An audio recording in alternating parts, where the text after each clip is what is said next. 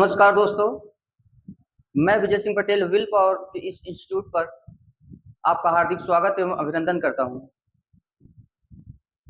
हम लोग सामान्य हिंदी की क्लास में कारक पढ़ रहे थे। आज का हमारा जो टॉपिक है वो है करण कारक। इसकी विभक्ति होती है से द्वारा, आप लोग जानते ही हैं।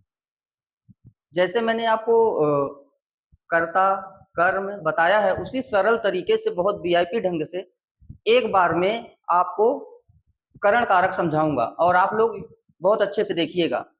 करण कारक और अपादान कारक में एकदम हल्का सा डिफरेंट होता है। इसको आप लोग अच्छे से समझ लीजिएगा। इससे कॉम्पिटिटिव एग्जाम में हमेशा निश्चित ही क्वेश्चन आते हैं और वहां हमें दुविधा में डाल देता है। ये सारी दुविधा ना हो, इसलिए आइए हम लोग इसको अच्छे से समझते हैं। सबसे पहले जानते हैं करण कारक की परिभाषा। वाक्य में जिस शब्द से क्रिया का वाक्य में जिस शब्द से क्रिया का संबंध का बोध हो उसे करण कारक कहते हैं। फिर से, वाक्य में जिस शब्द से क्रिया का संबंध का बोध हो उसे हम करण कारक कहते हैं। अब आइए हम लोग इसी को लिख लेते हैं। देखिए,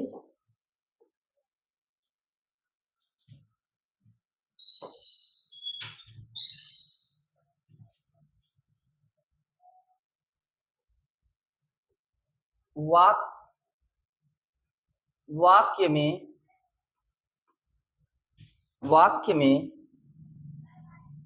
जिस शब्द से वाक्य में जिस शब्द से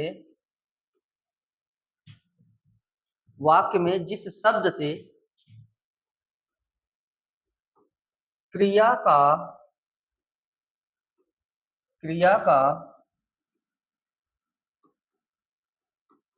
संबंध का बोध हो क्रिया का बोध हो उसे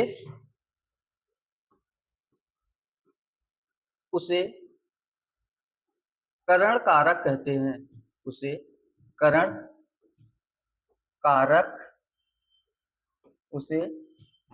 कारक कहते हैं। यहाँ एक ही चीज जानना है कि ऐसा कोई शब्द है जिसका संबंध किससे होगा? क्रिया से होगा। परिभाषा भी यही कह रही है। ठीक है,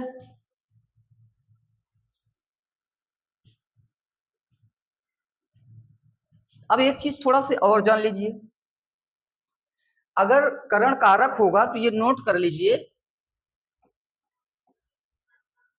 कि करण कारक करण कारक करण कारक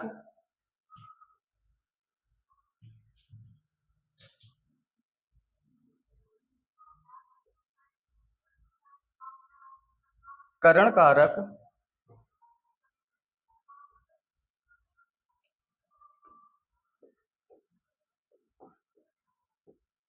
क्रिया में साधन का काम करेगा।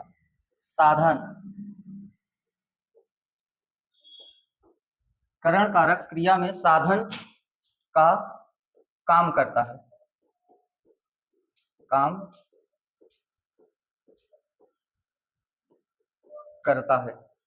ठीक है, करण कारक जो है क्रिया में वो साधन का काम करेगा। साधन का काम कैसे करेगा? अब उदाहरण के माध्यम से हम लोग इसको समझते हैं। ठीक है, अब हम लोग इसको उदाहरण के माध्यम से समझते हैं।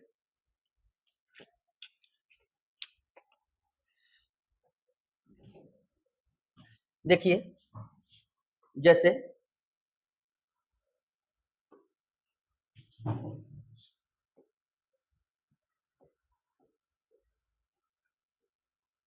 जैसे जैसे लड़के ने जैसे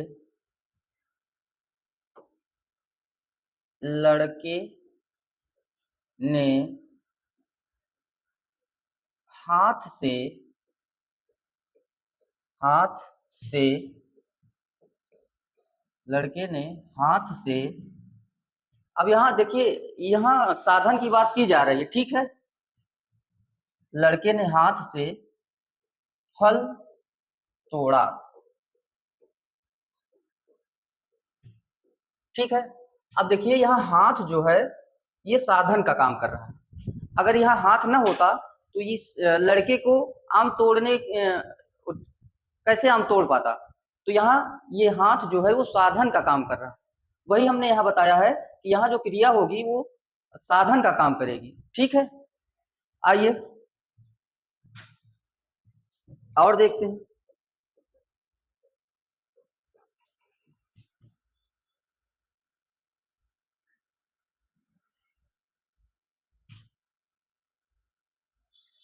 सिपाही सिपाही चोर को चोर को सिपाही चोर को रस्सी से बांधता है, रस्सी से बांधता है, बांधता है। अब बताइए यहाँ रस्सी क्या है। देखिए यहाँ रस्सी तो साधन हो गई ना, कैसे, क्योंकि उसी के द्वारा तो बांधा जा रहा है। रस्सी साधन हो गई यहाँ पे। आप पहचान तो सकते हैं से भी, से विभक्ति है, लेकिन ये साधन का काम यहाँ हो रहा है, ठीक है। एक इंपॉर्टेंट आया हुआ क्वेश्चन है, मैं इसको बता दे रहा हूं। मैं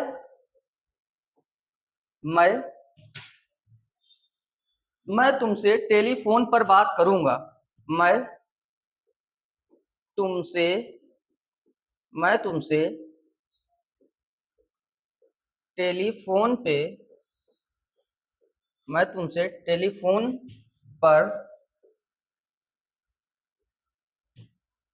बात करूंगा। ये उदाहरण, मैं तुमसे टेलीफोन पर बात करूंगा। अब आप लोग सोच रहे होंगे कि यहाँ विभक्ति तो ये पर है, तो यहाँ करण कारक कैसे हो सकता।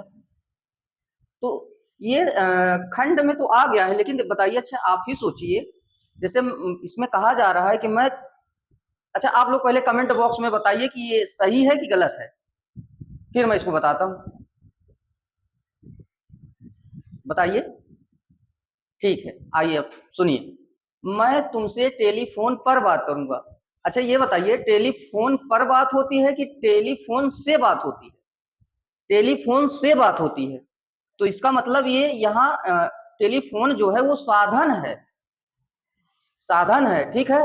तो यहाँ पर की जगह से होना चाहिए था, लेकिन ये अब आप सोचेंगे सेंटेंस गलत है, नहीं, ये सही है। बस हमें समझना है इसको, क्योंकि ये साधन की वजह से यहाँ करण कारक हो रहा है, ठीक है।